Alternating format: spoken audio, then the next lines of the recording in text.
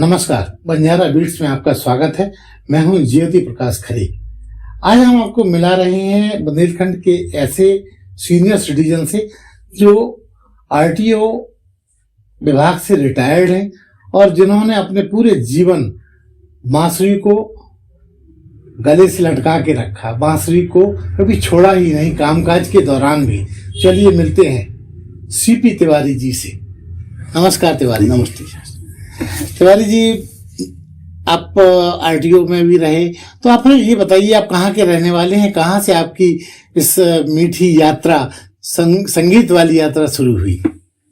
हम sir district Jhansi के चिरगांव के पास एक जरियाई गांव है, वहीं के निवासी हम, और वहीं से अपने शिक्षा दीक्षा शुरुआत की जी। बाकी झांसी आने पर हमारा एलबीएम में जो शिक्षा हुई है 6 से 8 तक जी। उसके बाद हम विपिन बिहारी इंटर कॉलेज में पढ़े हैं जी। और वहाँ पे एक जन्माष्टमी का कार्यक्रम हर साल हुआ करता है जी। वहाँ से हमें प्रेरणा मिली, बांसुरी बजाने की प्रेरणा मिली और बांसुरी वादन बहुत अच्छा सुरम्य बांसुरी वादन हुआ था। फिर हमें लगा कि हमें बांसुरी बजाना चाहिए जी। उसके बाद फिर बांसुरी की शुरुआत हमारे पड़ोस में एक सज्जन रहते थे, इलेक्ट्रीशियन थे रेलवे से जी। वो बैंजो भी बजाते थे और बांसुरी भी बजाते थे। वो बांसुरी उनसे भी हमने कुछ सीखी और बैंजो भी सीखी। उसके बाद में फिर बांसुरी वादन हमारा लगातार रहा और आगे चल करके हम फंक्शन में बीआईसी में, एसपीआई में और यहाँ तक कि डिग्री कॉलेज में भी हमने अपने बांसुरी वादन का प्रोग्राम दिया है। Degree college, Bundelkhand degree college Jhansi में जी। और बांसुरी वादन हमारा प्रयास रहा बराबर। और नौकरी के साथ में तो हर 26 जनवरी। किस विभाग में आप नौकरी में अपॉइंट हुए? यहाँ में परिवहन विभाग आरटी ऑफिस झांसी में जी नियुक्त हुआ और उसमें हर साल जो भी एनुअल फंक्शन होते थे उनमें बांसुरी वादन हमारा होता ही था जी। 26 जनवरी, 15 अगस्त और 2 अक्टूबर जी। इन फंक्शनों को हमेशा बांसुरी वादन के साथ में 2-3 गाने हमारे हुआ करते थे। हम चाहेंगे आप हमारे दर्शकों को कोई अपनी धुन, जो मीठी धुन है, वो सुनाएं। अच्छा, एक बोदिली धुन है जी गाली की जी, वो हम बताते हैं।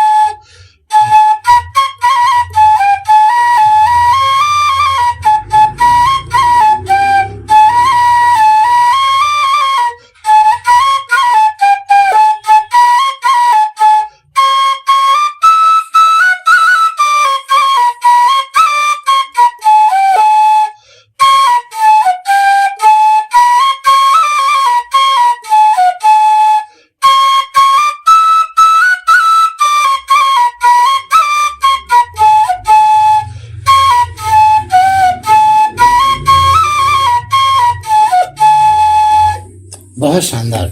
तिवारी जी, जब आप आरटीओ ऑफिस में रहे, इसके उस दौरान भी आप क्या कहीं और बाहर स्टेज पे परफॉर्म करते रहे? हाँ सर, यहाँ जो कार्यक्रम होते हैं अवतार मेहर बाबा के, तो यहाँ जहाँ बुलाते हैं वहाँ पे जाकर के हम 3-4 अपने बांसुरी वादन करते हैं। इसके अलावा कहीं झांसी के बाहर बुंदेलखंड में भी कहीं गए? बुंदेलखंड में बांदा गए हम, हमारी पोस्टिंग लास्ट में बांदा रही जी। तो बांदा में हमारा प्रोग्राम होता रहा जी। हाँ, जो आम पब्लिक में ही वहाँ एक स्टेडियम है, वहाँ पे सुबह जा करके 6 बजे से 7 बजे तक वहाँ बजाते थे जी। और वहाँ के जितने भी कर्मचारी जो मानो उस समय घूमने वाले आदमी होते थे वो आदमी विशेष आकर्षित इसका होकर आनंद के हमारे लेते थे। आनंद लेते थे। जी जी। ये तो मैं हमारा- चाहूंगा कि एक आध धुन और हमारे दर्शकों को सुनाएं आप, जी। कोई फिल्मी धुनाएं।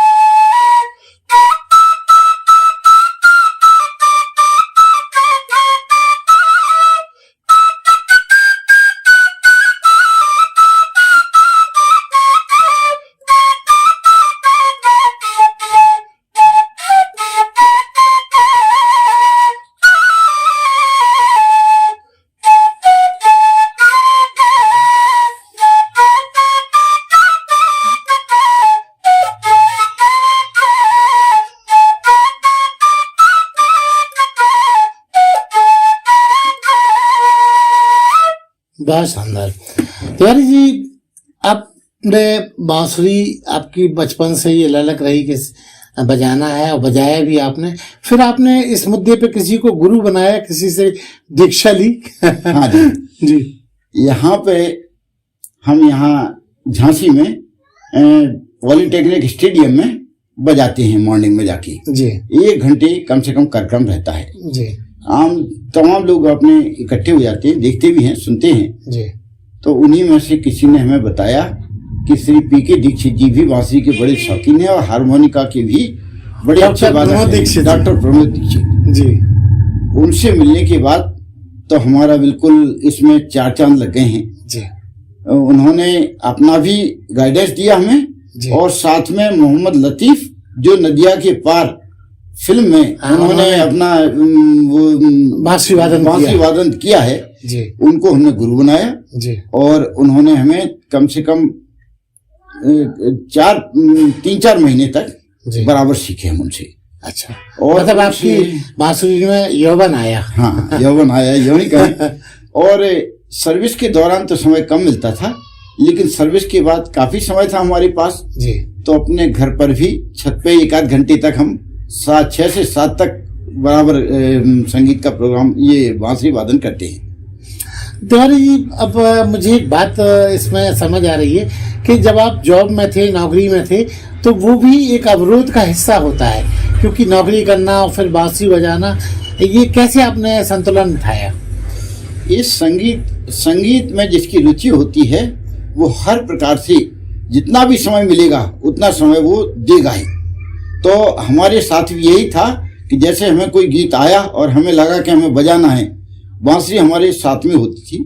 तो ऑफिस में ले जाते थे? ऑफिस में भी सुनाते हैं हम। अच्छा। लेकिन घर पे तो ये है कि जैसे हमारे जहन में आया कि ये गाना हम बजा सकते कि नहीं बजा सकते, और जो हमारे मन में आया, जो हमारे अंदर है गाना, वो ही निकलेगा। तो वो हाल के हाल उठा करके बजाते हैं हम। इसलिए उस दौरान भी ऐसे ही रहता था कि जो गाना हमारे समझ में आया कि आज बजाना है, तो और प्रोग्राम थोड़ा बहुत 10-5 मिनट यहाँ वहाँ पोस्टपोन करके और बांसुरी वादन करते रहे। एक आध कोई और लोकप्रिय धुन सुनाइए हमारे दर्शकों को। अभी बुंदेलखंड की तो हुई।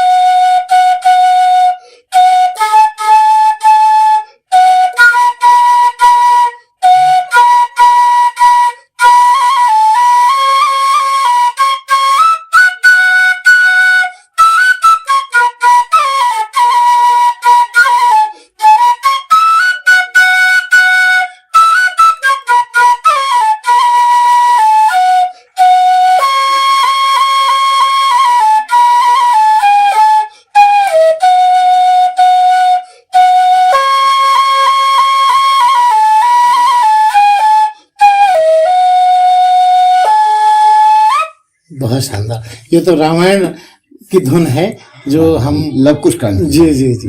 प्यारे जी, जैसे आप बताया कि आप ऑफिस में भी बांसुरी ले जाते थे, तो कभी आपके बॉस ने कहा कि आपको कोई बढ़िया सी धुन सुनाओ, और वो भी आनंद उन्होंने भी उठाया हो विभाग में? बिल्कुल कहा। वो जब हमारा प्रोग्राम हो जाता था उस दिन हम बांसुरी विशेष करके ले जाते थे 26 जनवरी 15 अगस्त को। फिर हम लोग उनकी उसमें बैठ करके, चैम्बर में बैठ करके फिर वो 4-5 धुनें सुनती थी हमारी। तो उनमें से कोई अगर अच्छी धुन आपको याद आ रही हो तो हम चाहेंगे हमारे दर्शकों को भी आप सुनाएं।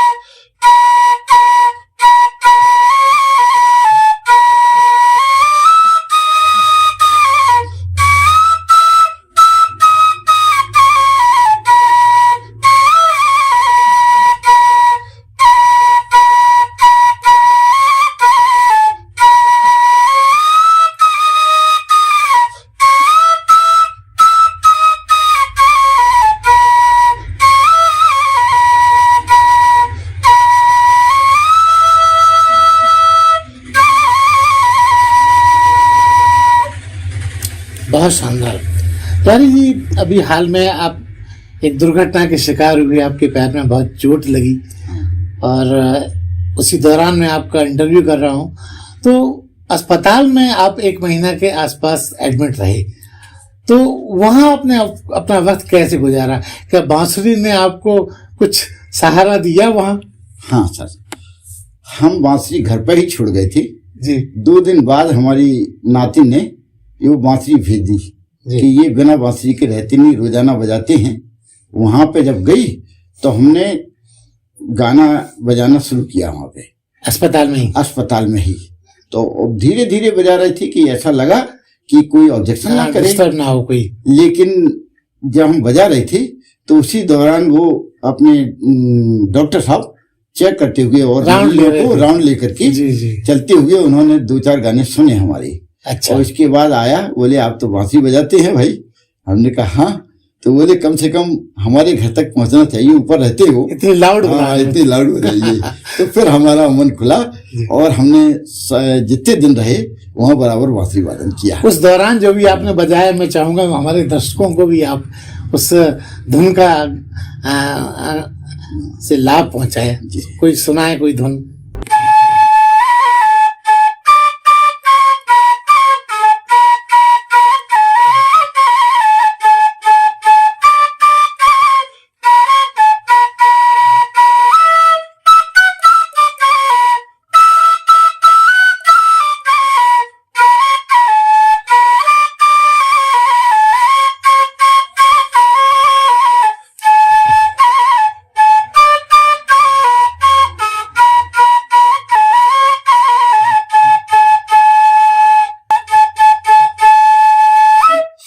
बहुत शानदार।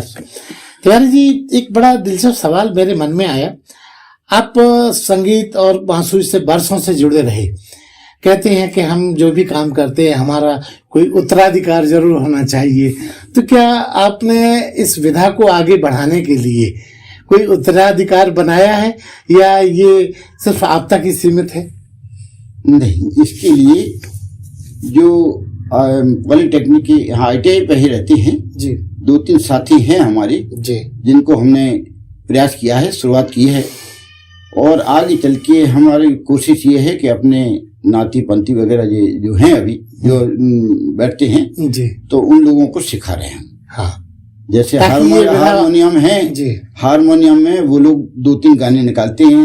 एक तो ओम जय जगदीश हरे आरती है जी, और 1-2 गीत हैं वो बजाते हैं, और बांसुरी में भी सरगम उनको सिखा दिया हमने। हाँ, मतलब आप उत्तराधिकार तैयार कर रहे हैं? हाँ सर, अपने नाती वगैरह इनको सिखा रहे हैं। तिवारी जी, बंजारा बीट्स एक शिक्षाप्रद इंफॉर्मेशन देने वाला चैनल है। हम चाहेंगे कि आप अपनी तरफ से हमारे दर्शकों को छोटा सा संदेश दीजिए। बांसुरी वादन बंजारा तो बहुत अच्छा ये प्रोग्राम है कि जो छुपे हुए आदमी भी जिनको आदमी जानते नहीं है उनको भी खोज करके और जनता के सामने प्रस्तुत करते हैं, और उनकी भी कलाओं का निखार होता है। तो बहुत अच्छा चैनल है ये। हम तो ये कहें कि समाज में जागरूकता के लिए जो आदमी इंस्पायरेशन इसी से होती है, जो ये देख रहे हैं प्रोग्राम, इससे भी कितने लोग इंस्पायर्ड होंगे और आगे इस विधा को आगे बढ़ाएंगे। और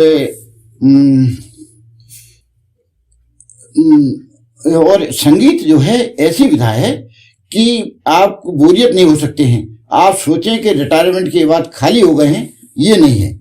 आप अपने भी अपना समय अच्छा गुजार सकते हैं, सुनाने वालों को भी और नई जनरेशन को भी इस तरह इंस्पायर करके और नए जो वादक प्रस्तुत नए उत्पन्न कर सकते हैं जी। तो ये थे सीपी तिवारी जी, जो RTO में ऑफिस में काम करते हुए जिंदगी भर इन्होंने बांसुरी को अपने जीवन का हिस्सा बनाया। आज हम जब इनका इंटरव्यू कर रहे हैं तो इनके पैर में बहुत चोट है, लेकिन फिर भी इन्होंने हमारे दर्शकों के लिए अपना समय निकाला, अपनी धुनें सुनाई।